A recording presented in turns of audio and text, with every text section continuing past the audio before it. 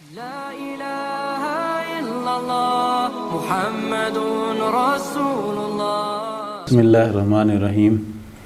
آج ہم اذان فجر کے پلیٹ فارم سے ایک نئے پروگرام کے ساتھ آپ کی حاضر خدمت ہیں، اور اس کے لیے ہم نے دعوت دی ہے جامعہ کے سینئر مفتی حفیظ الرحمان صاحب کو، اور آج ہمارے پروگرام کا عنوان ہوگا رمضان اور دعا۔ رمضان اور دعا کے حوالے سے آج ہم مفتی صاحب سے کچھ سوالات پوچھنا چاہیں گے، تو مفتی صاحب کا اس ٹائم دینے کا میں شکر گزار ہوں کہ مفتی صاحب نے اپنا قیمتی وقت دیا، اور اس کے لیے میں آپ کا ممنون ہوں اور شکر گزار ہوں۔ جزاک اللہ۔ تو اس حوالے سے میرا پہلا سوال ہوگا کہ اسلام میں دعا کی کیا اہمیت ہے؟ جزاک اللہ خیر جی۔ سب سے پہلے تو میں آپ کا شکریہ ادا کرتا ہوں کہ آپ نے اپنے پروگرام میں مجھے مدعو کیا اور مجھے موقع دیا کہ میں اس سلسلے میں کچھ گفتگو کر سکوں۔ یہ جو آپ کا سوال ہے اسلام میں دعا کی کیا اہمیت ہے، یقیناً اسلام میں دعا کی بہت زیادہ اہمیت ہے۔ قرآن پاک کی کتنی ہی آیات ہیں جو دعا کی اہمیت اور فضیلت پر دلالت کرتی ہیں۔ قرآن پاک کے اندر کتنی ہی آیات کے اندر ترغیب دی گئی ہے کہ ہم اللہ سے دعائیں مانگیں۔ بے شک۔ انبیاء علیہ الصلوۃ والسلام کی دعاؤں کا تذکرہ آتا ہے، کتنی ہی دعائیں ہیں جو انبیاء علیہ الصلوۃ والسلام کی زبان مبارک سے جاری ہوئیں۔ دعاؤں کے اندر بطور خاص اس مضمون کو سمیٹا گیا ہے جو لفظ رب سے شروع ہوتی ہیں، اس کے اندر ایک بہت بڑے مفہوم کو سمیٹا گیا ہے۔ تو لہذا قرآن پاک کی روشنی میں ہم دیکھیں تو دعا کی بہت زیادہ اہمیت اور فضیلت موجود ہے۔ قرآن پاک کے اندر اللہ رب العزت نے بڑے واضح الفاظ میں ارشاد فرمایا کہ پکارنے والے کی دعاؤں کو میں سنتا ہوں، اس کا جواب دیتا ہوں۔ ان کو چاہیے کہ وہ میری بات کو مانیں، مجھ پر ایمان لے کر آئیں تاکہ وہ ہدایت پا جائیں۔ اور اسی طرح سے احادیث مبارکہ میں تو ایک کثیر تعداد ہے احادیث کی جو دعا کی اہمیت پر دلالت کرتی ہیں۔ آپ نے ارشاد فرمایا الدعاء مخ العبادہ۔ الدعاء مخ العبادہ کا مطلب یہ ہے کہ عبادت، دعا جو ہے عبادت کا مغز ہے، یعنی اس کا مفہوم بڑا واضح ہے کہ جب ہم عبادت کرتے ہیں تو شرف قبولیت کے لیے اللہ کی جناب میں ہم ہاتھ بھی اٹھاتے ہیں، دعا بھی کرتے ہیں۔ اسی طرح سے اور دیگر احادیث مبارکہ کے اندر دعا کی فضیلت موجود ہے، اور ایک اس کا بہت بڑا ایک فائدہ جو ہمارے سامنے ہے اور حدیث پاک میں اس کو بڑا واضح کیا گیا ہے کہ دعا جو ہے ایمان والے کے لیے اسلحہ کی جگہ پر ہے۔ یعنی اس کا مفہوم یہ ہے کہ شیطان جب حملہ آور ہوتا ہے، تم اللہ کی جناب میں دعائیں کرو گے تو اللہ تمہیں شیطان سے محفوظ رکھے گا۔ تو اس لیے ایمان والے کا اس کو اسلحہ بھی قرار دیا گیا ہے۔ اور بہت سارے فضائل ہیں کیونکہ ہم وقت کی قلت کی وجہ سے اسی قدر اس کی وضاحت کر سکتے ہیں۔ ماشاءاللہ جی، آپ نے بہت خوبصورت انداز میں اس سوال کا جواب دیا۔ اور اگلا سوال میرا یہ ہوگا کہ روزہ دار کی دعا کی قبولیت کے حوالے سے شریعت ہماری کیا رہنمائی کرتی ہے، اس حوالے سے ہماری کچھ آپ وضاحت کر دیں۔ جی جزاک اللہ۔ یہ واقعی بڑا اہم سوال ہے ہمارے موضوع کے اعتبار سے بھی، کیونکہ ماہ مکرم کی ابتدا ہے، رمضان شروع ہے، روزوں کا آغاز ہے، تو روزہ دار جو ہے وہ دعاؤں کا اہتمام کرے۔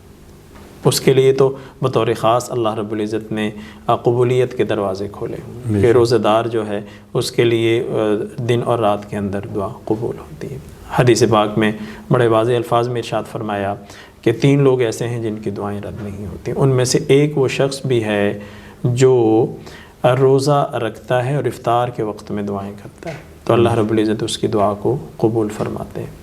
اور آپ دیکھیں گے احادیث مبارکہ میں اس مضمون کو بھی بیان کیا گیا ہے کہ اللہ رب العزت حاملین عرش جو فرشتے ہیں، عرش کو جو تھامے ہوئے ہیں، اللہ ان کو ارشاد فرماتے ہیں، ان کو ارشاد فرمایا جاتا ہے کہ تم اب اپنی عبادات کو چھوڑ دو اور روزے دار جو دعائیں کریں گے ان پر تم آمین کہو۔ تو اندازہ لگائیں کہ کس قدر روزے دار کے لیے فضیلتیں ہیں کہ جب وہ بارگاہ الہی میں اپنے ہاتھ بلند کرتا ہے، دعائیں کرتا ہے، تو اللہ رب العزت ان دعاؤں کو شرف قبولیت عطا فرماتے ہیں۔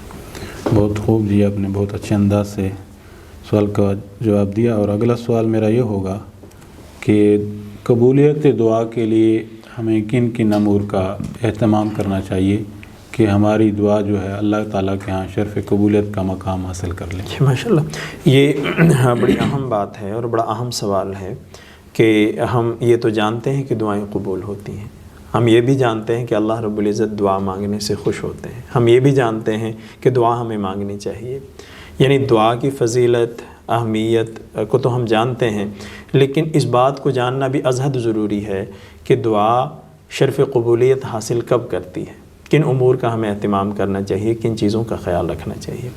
اس بات کے اندر کوئی شک نہیں ہے کہ دعا تب شرف قبولیت حاصل کرتی ہے اللہ کی بارگاہ میں، اس میں یہ بات ضروری ہے کہ کسی گناہ کی دعا نہ مانگی جائے، کسی ناجائز کام کی دعا نہ مانگی جائے، کسی کے ناجائز نقصان کی دعا نہ مانگی جائے، اور کوئی ایسی دعا نہ مانگی جائے جو فتنے پر مشتمل ہو، تو ایسی دعائیں اللہ کے ہاں مقبولیت حاصل نہیں کرتی بلکہ وہ مردود ہو جایا کرتی ہیں۔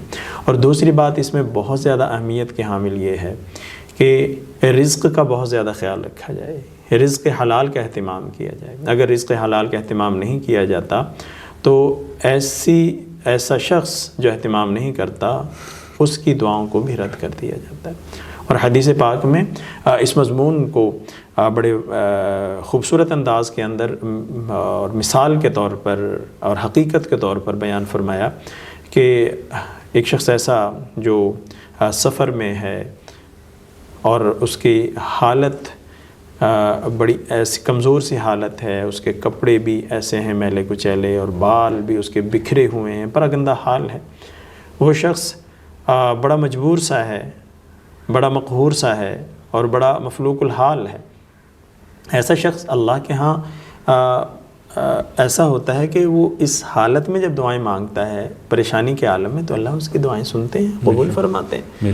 لیکن ایسا شخص جس کا ذکر ہو رہا ہے، یہ دیکھیں وہ شخص ہے کہ جو بڑی مجبوری کی حالت میں ہے، اور ہونا تو یہ چاہیے کہ اس مجبوری کی حالت میں اس کی دعائیں قبول ہوں، لیکن ہوتا یہ ہے کہ وہ دعائیں اللہ کی جناب میں مانگتا ہے اور ہاتھ بلند کرتا ہے اور یا رب کہہ رہا ہوتا ہے، لیکن اس کی دعائیں رد کر دی جاتی ہیں، قبول نہیں ہوتی۔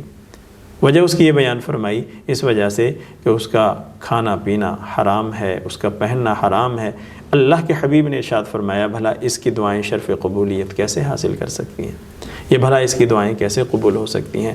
تو لہذا دعاؤں کے اندر اس بات کا بڑا اہتمام کرنا چاہیے کہ دعائیں کسی کے نقصان کے لیے نہ مانگی جائیں، گناہ کی دعائیں نہ مانگی جائیں، اور اسی طرح سے دعاؤں کے اندر قبولیت کے لیے بڑا ضروری ہے کہ رزق حلال کا اہتمام کیا جائے۔ رزق حلال کا اہتمام کرنے والا شخص اللہ کی نظر کے اندر بڑا مقبول ہو جاتا ہے اور مستجاب الدعوات بن جاتا ہے، اس کی دعائیں قبول ہوتی ہیں۔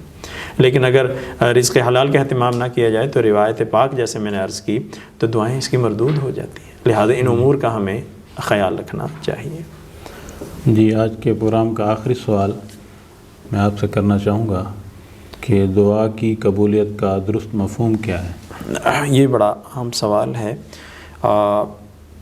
دیکھیں احادیث مبارکہ میں دعاؤں کا ذکر ہے، ہم یہ بھی جانتے ہیں کہ اللہ سے زیادہ دعائیں مانگنی چاہیے، ہم یہ بھی جانتے ہیں کہ اللہ دعائیں مانگنے کا حکم فرماتے ہیں، ہم یہ بھی جانتے ہیں کہ دعائیں جو ہوتی ہیں وہ قبول ہوتی ہیں، حاجتیں ہم اللہ کے سامنے رکھیں، اس بات کی ترغیب موجود ہے، لیکن ہم نے یہ سمجھنا ہے کہ آخر دعا کی قبولیت کا درست مفہوم کیا ہے۔ جی بالکل۔ بعض دفعہ ایسا ہوتا ہے کہ ہم دعائیں مانگ رہے ہوتے ہیں، بظاہر اس کا کوئی نتیجہ ظاہر نہیں ہوتا، بظاہر وہ چیز ہمیں نہیں ملتی، تو ہم یہ سمجھتے ہیں کہ شاید یہ ہماری دعا رد کر دی گئی ہے اور یہ قبول نہیں ہوئی، لیکن ایسا تصور کرنا، ایسا خیال کرنا درست نہیں ہے۔ اس وجہ سے اس کے درست مفہوم کو سمجھنا ضروری ہے۔ پیارے نبی صلی اللہ علیہ وسلم ارشاد فرماتے ہیں کہ تم جو دعائیں مانگتے ہو اللہ کی بارگاہ میں وہ ضرور قبول ہوتی ہیں، اور لیکن اس کی قبولیت کی شرطیں مختلف ہوتی ہیں۔ پھر اس کی دوسری روایت کے اندر وضاحت کی گئی کہ دعائیں 3 طرح سے قبول ہوتی ہیں۔ اگر تمہارے لیے خیر ہو، تمہارے لیے بھلا ہو، تمہارے لیے اس میں مصلحت ہو، حکمت ہو، اور تمہارا نقصان نہ ہو، تو جو چیز تم نے مانگی ہے وہی چیز عطا ہو جاتی ہے۔ ماشاءاللہ۔ اب جس چیز میں بھلائی ہوگی، خیر ہوگی، اللہ وہ عطا فرما دیں گے۔ جی بالکل۔ دوسری قبولیت کا مفہوم یہ ہوتا ہے کہ کوئی مصیبت آنے والی ہوتی ہے، کوئی پریشانی آنے والی ہوتی ہے، کوئی آفت ٹوٹنے والی ہوتی ہے، دعائیں مانگی جاتی ہیں تو وہ جو آفت ٹوٹنے والی ہوتی ہے اس دعا کے مانگے جانے کی وجہ سے وہ آفت ٹل جاتی ہے، وہ مصیبت ٹل جاتی ہے، وہ پریشانی دور ہو جاتی ہے۔ تو گویا قبولیت کا ایک دوسرا انداز یہ بھی ہوتا ہے۔ اور بعض دفعہ ایسا ہوتا ہے کہ پریشانی بھی لاحق ہو جاتی ہے، مصیبت بھی آ جاتی ہے، اور اسی طرح سے دعا مانگی جاتی ہے، اس کا کوئی نتیجہ بھی ظاہر نہیں ہوتا، لیکن یہ دعا بھی اس کی رد نہیں ہوئی، یہ بھی اس کی قبول ہوئی ہے۔ بظاہر وہ سمجھ رہا کہ شاید قبول نہیں ہوئی، جب یہ اللہ کی بارگاہ میں پہنچے گا کل قیامت کے روز تو اللہ رب العزت ارشاد فرمائیں گے، یہ شخص دیکھے گا اور کہے گا کہ یہ میں نے نیکیاں نہیں کی، یہ تو نیکیوں کا ڈھیر جو ہے یہ تو اعمال میں نے کیے ہی نہیں۔ جی تو ارشاد فرمایا جائے گا کہ دیکھیں جو تم دعا کرتے تھے وہ تمہارے لیے دنیا میں اس کا نتیجہ دینا تمہارے لیے بہتر نہیں تھا، لہذا ہم نے ان سب کو ذخیرہ کر لیا ہے، آج وہ دعائیں گویا کہ یوں مقبول ہوئی ہیں کہ ان کا بدلہ ہم نے تمہارے لیے آخرت کے اندر ذخیرہ کیا ہوا ہے اور آخرت میں رکھ لیا ہے۔ اب جو شخص یہ دیکھے گا تو وہ کہے گا اے کاش میری ساری دعائیں آخرت کے لیے ہی ذخیرہ ہو جاتی اور دنیا میں اس کا مجھے چاہے کوئی بدلہ نہ بھی ملتا۔ تو یقیناً آپ نے دیکھا کہ یہ ہے وہ درست مفہوم۔ اس لیے دعا کر کے اگر اس کا نتیجہ ظاہر نہیں ہوتا تو نا امید نہ ہو کہ ہماری دعا قبول نہیں ہوئی، بلکہ قبولیت کے یہ انداز ہوتے ہیں اور قبولیت اس طرح سے دعا کی ہو رہی ہوتی ہے۔ تو لہذا پیارے نبی صلی اللہ علیہ وسلم نے جو ارشاد فرمایا کہ دعا ہر حال میں قبول ہوتی ہے تو وہ 100% سچ ہے اور درست ہے۔ ماشاءاللہ، آج کا ہمارا پروگرام اسی پر ختم ہونا چاہتا ہے، اور آپ نے رمضان اور دعا کے حوالے سے بڑی خوبصورت ہماری رہنمائی فرمائی، اور اسی پروگرام کے ساتھ میں آپ کا شکر گزار ہوں، اور آج کا ہمارا پروگرام اس پر ہی ختم ہوتا ہے۔ لا الہ الا اللہ محمد رسول اللہ۔